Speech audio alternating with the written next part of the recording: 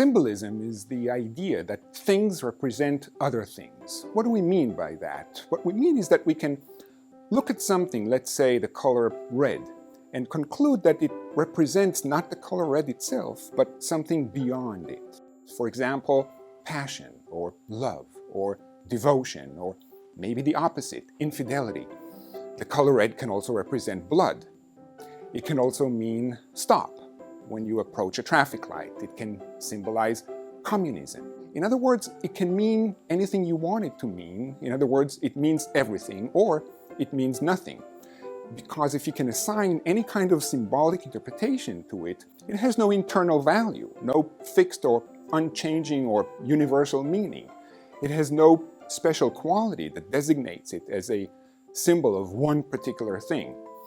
So the question is, are there universal symbols that communicate agreed upon concepts?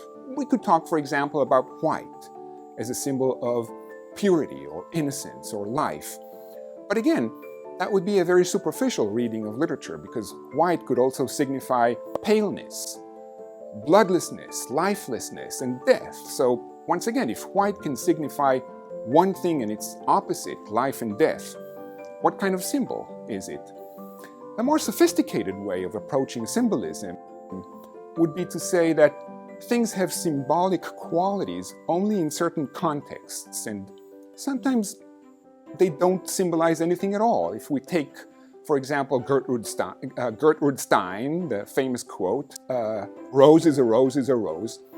Sometimes a rose doesn't mean love or courtship or passion or desire or devotion or anything beyond itself. Some flowers happen to be red, others are white or blue, and they have no symbolic meaning, neither in real life nor in literature.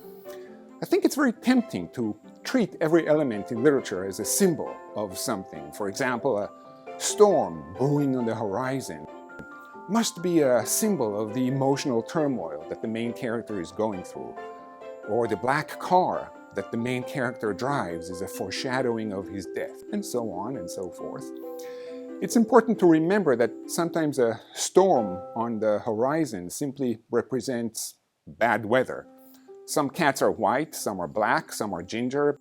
That doesn't mean that white cats are more innocent or pure, or that the owners of black cats are morbid characters who are going to die. We're all going to die, and sooner than we think, unfortunately. So where do we see symbols that are smarter, symbols that are more sophisticated, more complex? I think it all depends on the context, and I think that smart works of literature can establish certain textual elements as symbols that do not necessarily, what they mean is that they are not necessarily invested with any kind of predetermined meaning. These are elements that we don't tend to think of automatically as symbols of anything. And here's an example. If we take this very interesting novel by Gilbert Sorrentino, Under the Shadow, what it does is it shows us a series of images or textual elements or textual components, and we have no idea what these images mean or why they are repeated throughout the novel again and again in different configurations.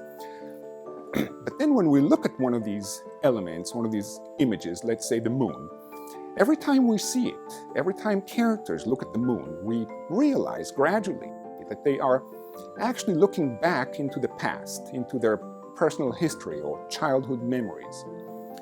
More specifically, at some point in the book, an amateur astronomer, who is a physician by profession, points a telescope at the moon, and when he looks through the lens, what he sees is a young couple, a man and a woman.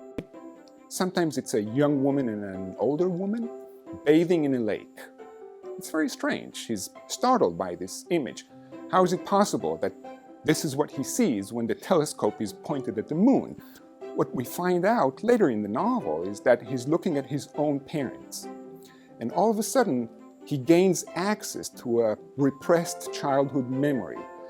So the next time the moon appears, we know that it probably symbolizes or somehow represents a particular hidden layer in the psychological makeup of the character looking at the moon.